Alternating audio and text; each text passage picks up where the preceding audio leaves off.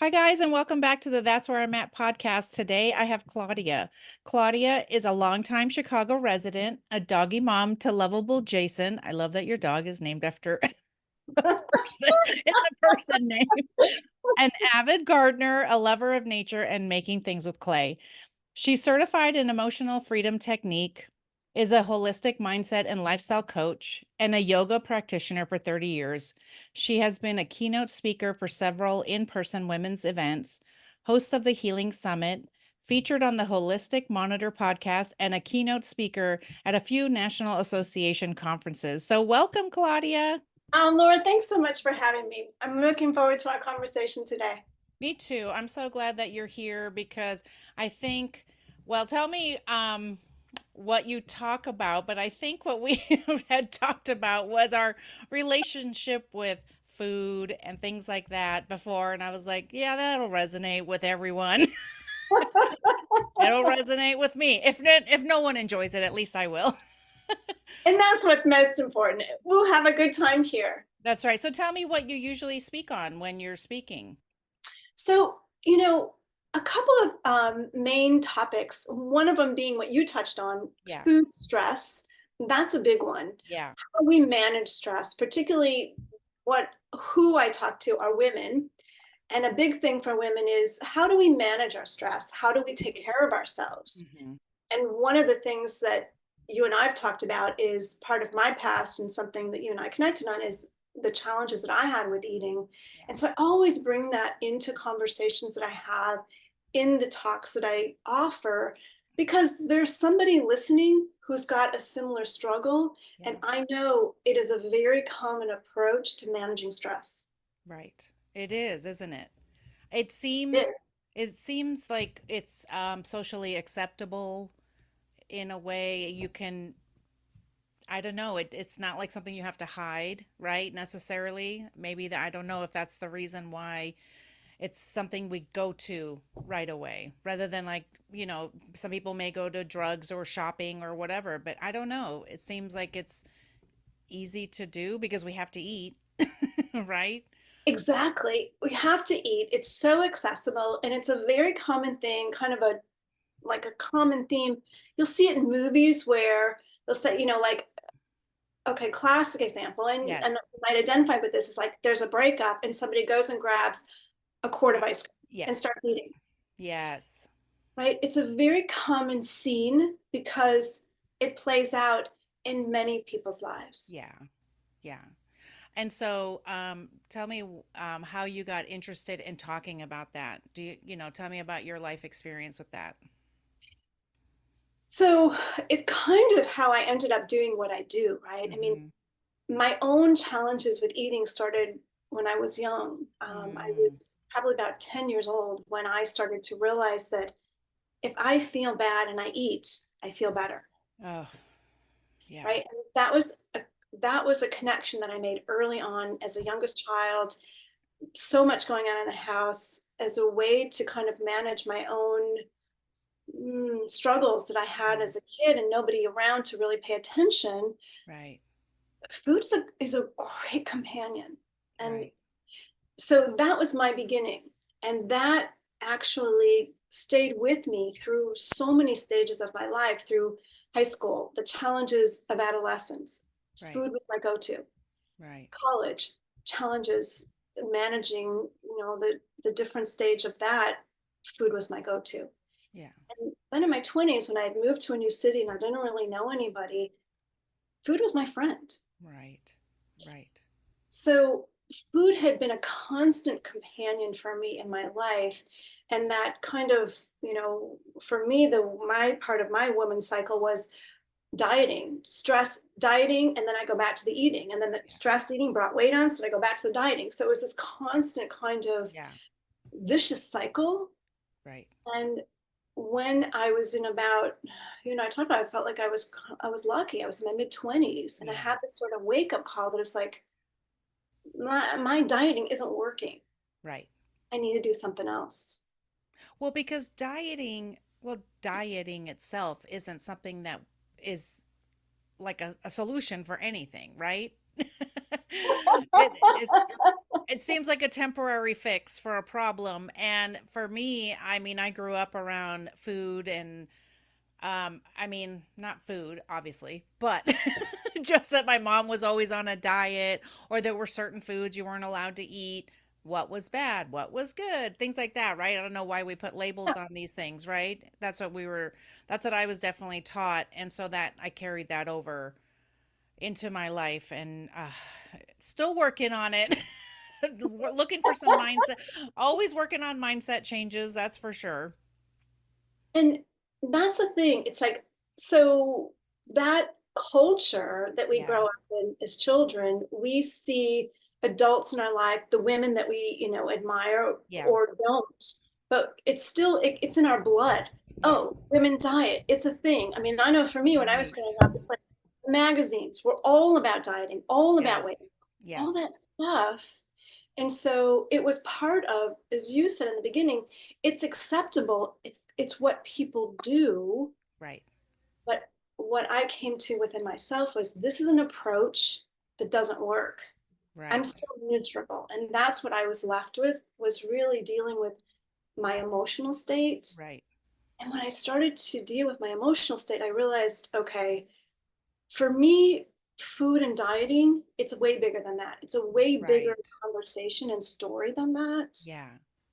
And when I addressed that and handled that, my relationship with eating, myself, my life started to change. So you had given me a little story about you being in your boyfriend's therapist's office. But I wait, I okay, I think it's funny. You have to tell the story. But I want I'm not laughing at you. No, I totally get it. I am totally, But it what took how me, old were you? How old were you at this time? yeah. So you and I had this conversation. So I was 26 years old, and it was sort of Okay. the light bulb that went off. So this is how, where I was at, and the kind of work that I do now.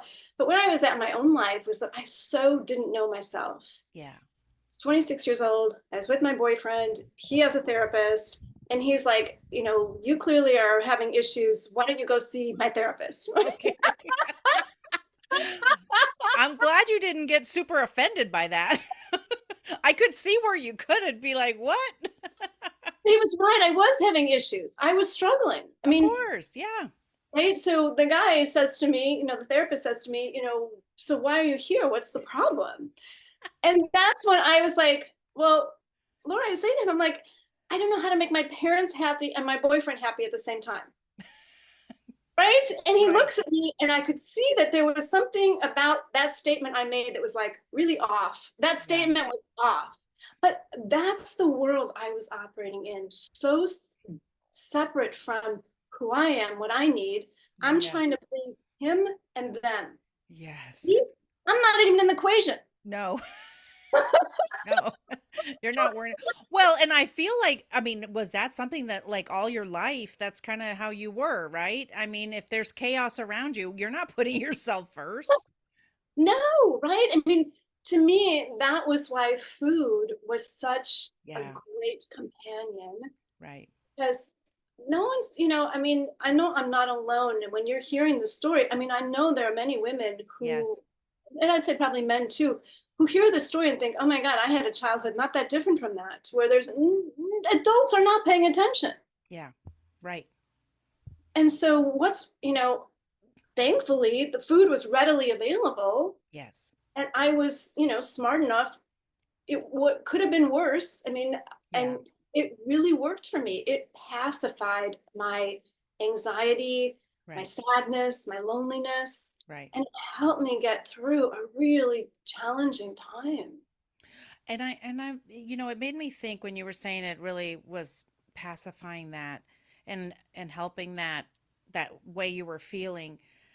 It could be when this is just that came something that came to my mind. And this could be my own issue, but so I guess I'm just going to tell everybody. Well, whatever.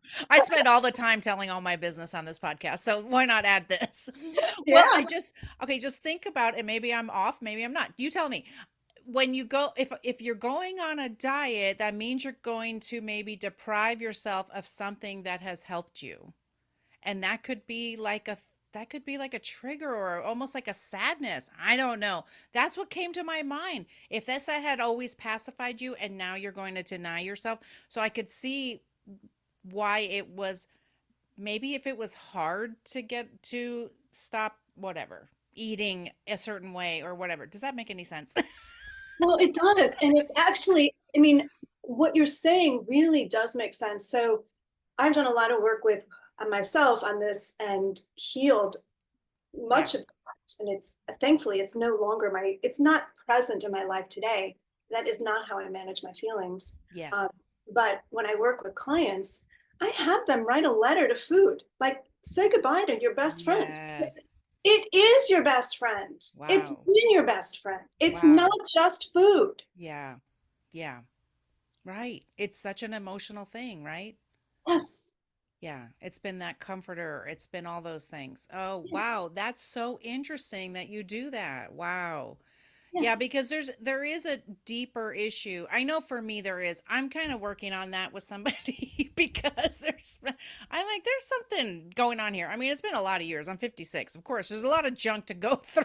So, but it doesn't matter. I'm going to keep going through it because if something's coming up for me, I always look at it and say, "What's this? Let's clean it up." Good for you, because that is the way. I mean, and that's what I tell my clients. This is the way, the Yeah. only way out is through. Okay.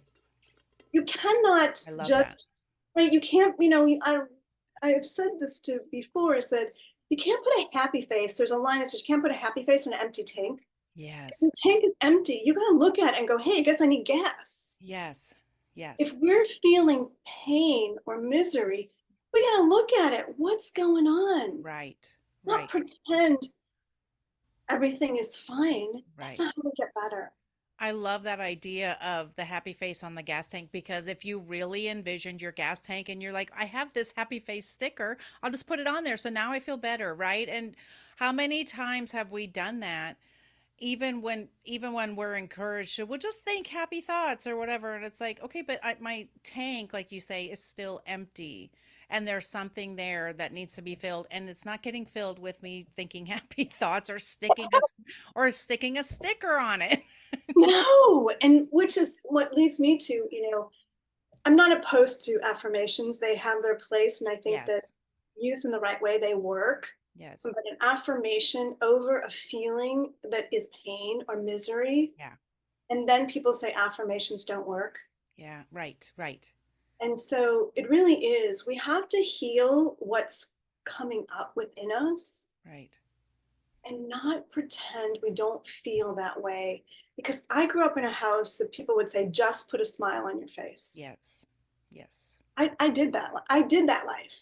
And Right. I mean, you'll see, I mean, I think when we start to do our own personal growth work, you'll see where people look plastic because they have a smile on their face, but they're so tight with Right. stress, Yeah. but like everything's fine. It's like, hey, you can see it's not fine. Right. Exactly. It's so funny because, well, because I was a speech therapist, so I just know a lot. I know way too much from the brain down to the pelvis. I know way too much. But one of the things is if your eyes don't wrinkle when you smile, like people don't want to wrinkle if you don't, that it's actually a sign you're not actually happy.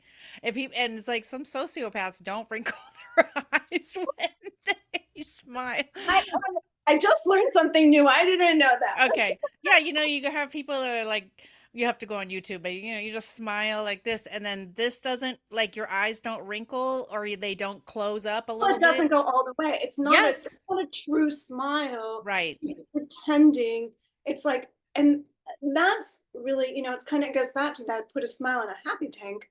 Yeah. As many times we grow up in cultures, Yes. family cultures, religious cultures, where it says, don't talk about what's going on. Right. You don't get to feel it. You don't Right. get to own it. You pretend everything's fine. But when inside, and this really was my experience, when inside, like on the outside, I was an average overweight person, but I wasn't obese. So nobody would say, oh, she's got Okay. a weight problem. Yeah. it was an average person who was overweight. But inside, it's not the outside, it's inside. I was miserable. Right. And that's the difference because I grew up in a place where people just said, we don't care how you feel because we're not dealing with that. Right, exactly.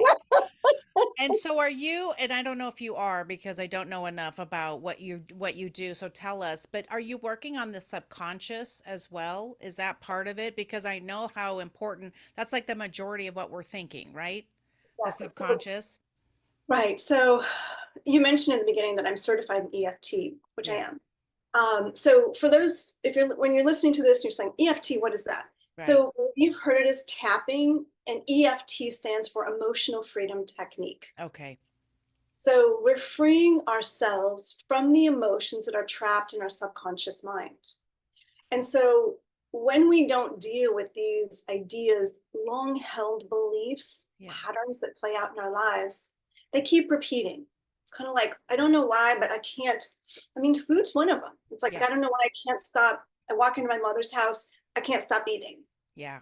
Yeah. Right? Or I'm around this friend and I don't know why, but I just can't stop. I just can't stop eating, or I can't stop smoking, or I just, I'm drinking. Yes. Yes. So unless we deal with what we're feeling at a subconscious level or believing or thinking, Okay. things don't really change on the outside. That's really interesting. And so the tapping helps with that kind of thing. Right. So And in you walk them through. Tell us you don't have to yeah. tell us all your secrets, but tell us a little bit. They can connect with you if they want to know all the secrets. I'd love to connect with you about my secrets. Um, so I'll tell you, and I tell so one of the things that I'd like to share with Yeah. y'all is that like I have this like three strategies to own your yes and own your no. And Yes. part of that is kind of getting in touch with what do we actually feel. And it brings me back to that story with that, that got my boyfriend's therapist is I didn't know my yes, I didn't know my no. Right. I knew other people's yes and other people's no. Right. I was a master people pleaser. Ugh. Nobody would know that when I was saying yes to something, it was for you. I wanted you to be happy. Right. Nothing to do with what I wanted to do. Oh, I'm sure people are resonating with that. I totally get it, and I'm a recovering people pleaser, so I totally get it. It doesn't matter as long as you're happy. I mean, I'm not that way anymore. I have more boundaries, but I totally relate. Right? And it's so that idea of when I take people through tapping experience, it's allowing them to say what they don't allow themselves to say. Okay. Right. So in the tapping experience is that we bring up the negative and people say, well, why would I want to bring up the negative? Isn't that just reinforcing it? And Wow. that is a common complaint people have because it's like, well, I've been not wanting to look at that. I'm like, well, okay, we don't bring that up. You keep repeating it. Right. So it's coming up anyway. So how is that working for you? It's not. Yes. Yes. So I give people permission to say what they don't want to say. Maybe it's Yes. that, and here's the thing is that so I was working with the client, it's like, it's not permanent. It's passing Right. thoughts.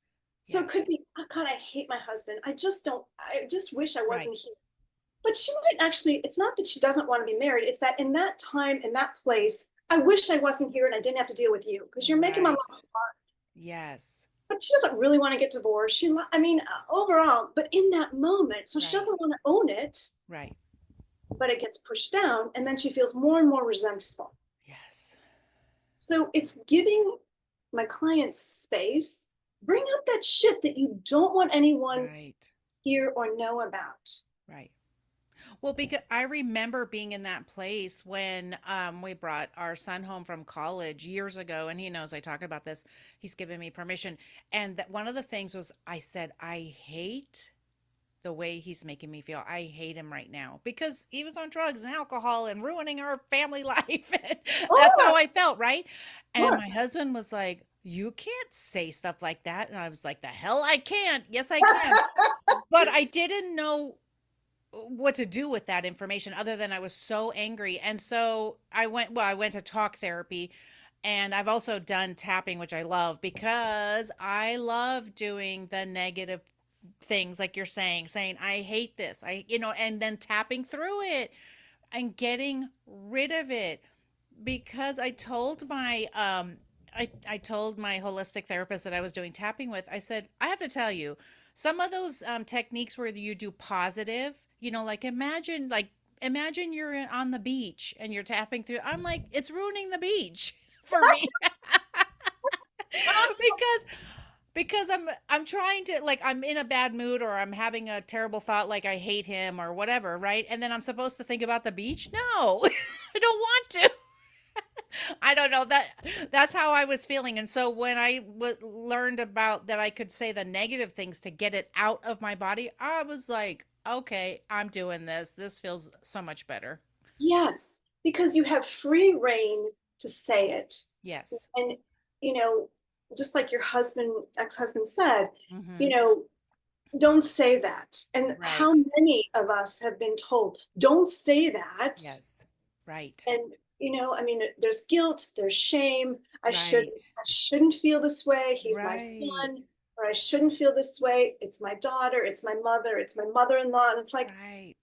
okay, well, maybe that's what you were told, but that's how you feel. Yes. Yes. And that you're so right about that when other people might be telling you you shouldn't feel this way, you shouldn't be thinking that way, you shouldn't even be saying those things, but really we're walking around with this. They'll come. I feel like that anger is going to come out in a different way if we don't get these words out. And that's how I felt when I decided to go to therapy and just say, I just want to be able to be in a safe place where I say, I hate this situation that I'm in right now. I cannot stand it. And so I was very thankful that I was able to go to a safe place with a therapist to talk like that and then her walk me through some things, to really help me so that I didn't go home and then still be talking that way. I just knew like, hey, I'm going to going to go talk about it in that safe place. So it's Yeah. so great that you offer a safe place, a judgment-free zone, I'm assuming, Claudia. Yes, indeed. And it's one of the things that my clients always say is that, I feel like I can say anything here. Yes, yes. Because I tell them anything that you're feeling or anything you've done or are doing, I've done too. Right. Right. So it's not as if, I mean, I've gotten to where I am because I've gone through all of that shit to get here. Mhm. Mhm. And again, it's not pretending, it's through the willingness to have some really dark nights, to be willing to feel the pain, to be willing to cry about it, to be willing Right. to own it, to be Yeah. vulnerable and go, I'm struggling. And Right. through that Mhm. comes the other side. Right. I like what you said when we were talking before, that you said, can you imagine what life would be like if you were authentically you instead of constantly living life based on everyone else's judgments and expectations of you? I mean, that is so profound. I am telling you. I'll probably end up posting that for you when I put your thank you thing up today. But I'm telling you, that's really profound because I think a lot of us, I know that that's like one of the biggest things people on their deathbed, right? That they say, I wish I would have lived life for me rather than for everyone else. Yeah. And so, what would that look like if we actually did some work, doing some work with, like, say, with you? What would that look like? But I want to ask, and I ask everybody who does any kind of work with others, I always ask this because I know it's not a scary thing, but if people have never done this kind of thing, can tell us a little bit about how it's not so horribly scary to actually come to you and say these deep dark things like I hate my child. You know what I mean? Or I hate my husband. Because you are offering a safe place, but sometimes looking at things that are hard or digging things up that we have, buried under cheesecake and things. You know what I mean? Like we've buried them good down there. Yeah. Um, tell me a little bit about how you make it a safe place for us to be able to talk to you about it and You're how it's so not so. right. You're so right, right? It is, and I'd say it is buried between, underneath cheesecake and ice cream and, lots of Yeah. brown. Um, So the beginning is that kind of like what you do, I'd say in your podcast, is that it's a conversation, Yeah. right? Yeah. And so I am somebody like what I know about myself is that I've told my story for a long time now. So it feels for me sharing my story is a way of allowing someone else to connect to their own story. I know Right. that through my story, somebody else feels their story. Yes. And I know that for my own journey, and it has been a journey, is that I couldn't say everything right away. Like I wasn't there. Right. And Right. so that's what I would encourage you as you're listening to go, if you're saying, I couldn't say all that, it's like, it's a process. Okay. It's a Yeah. process of unraveling. Yeah. And I would say that every person who I talk to is at a different stage of willingness of being vulnerable, especially when you've not shared it with anybody else. Yeah. Is that there's some, it feels like it comes out like in a dribble. Right. And it's not constant stream. Yeah. And I've been working with a woman who's 67 years old, right? So she's not new to this. She's not new to having issues, to having a story. Um, and she's not, and she said, like finding words for things is not her strength. Yeah. She's a very internalized person. Yeah. And so when I first talked to her, there was so little of her story that she was willing to divulge, I would Yeah. say. And, Yeah. you know, and then over time, more and more came out. So I would say that how it's not a scary place is that it is not my job to, kind of what comes to mind is like, it's not a plunger. It's like, I'm not plunging all the shit to the surface. Yes. Okay. That's great. It's an unraveling, it's an unfolding, it's a beginning. Yeah. And, I always say working with me is not a one and done. Right. It's a process. Right. And so I offer, an introductory conversation. Let's start there. I will take somebody through a series of questions that allows them to reveal themselves to themselves Yes. so that they can start to get a little bit of clarity on their own story Yeah. and a little bit of understanding about, I understand why I'm here and I'm struggling to get over here. Yeah. Yeah. And my experience is that every person I've worked with has said to me, I don't feel judged and I feel like I'm in a safe place. That's great. So, Well, that's definitely what you need. And I like that you were saying that it's a process and that it might come out in a dribble, right? You're not sitting there, hello, tell me all your deep, dark secrets, which I think people do think that that's going to happen. And I know that every therapy I've been to, every kind of anything that I've ever been to, well, it's like any kind, like say you went to an exercise program, they're not expecting you to run a marathon that day, right? They're training you. And so for you to have a safe place to say, well, this is bothering me and maybe that's not the biggest thing, but that's a start and that's good enough. exactly. And that's such a good point that you just made is that I usually tell people that what they think is the problem is usually not the problem, Yeah. Yeah. but it's what's presenting and it's enough to get someone to take action. Yeah. Yeah. And that was my experience is that internally I was in enough pain that I was willing to say, there must be a better way. Right. And when you're, listening and hearing that, gosh, there must be a better way, I could be happy actually, instead of, living, there's that line of living a life of quiet desperation. Right. Um, it's not a good feeling. Right. It's not a good- Or waiting until what? Many of us spend our life saying, well, when this happens, I think I'll be happy. When this happens, I'll be happy. But it's like, I knew I lived a life like that. And it's like, what was I waiting for? For what? It didn't matter. When my kids are older, if you're stuck in toddler land, right, with all your little toddlers and you feel like you can't even breathe, when they're this age, it'll be better. When they're this age, I'm like, no, it's like, it's time to be happy now and just imagine the quality of your life. And that's, I thought that was so, it's so great what you said about living life authentic, like if you were authentically you, right? I just, that to me, I just love it so much because I spent so many years not doing that. And when I started doing that, it's like now I know who I am and what I believe in. And I can say no to people, or I can say yes and be okay with it and not expected to be saying yes. Yes, and that's it.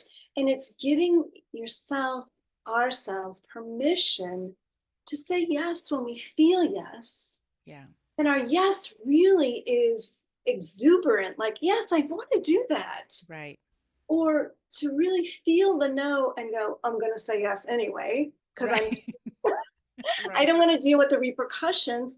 I don't right, want to deal with the guilt that or shame that I have that people have. You're not going to come. What's wrong with you? You don't want to, whatever the story is. right, right.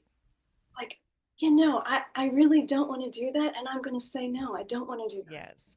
I had a conversation with somebody and I said no to something and I was like I just said no.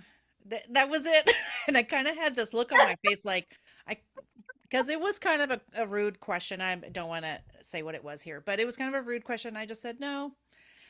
And they just kept pushing me. And I said it again. I don't remember what else I said, but I said to my therapist, I'm like, what else could I have said?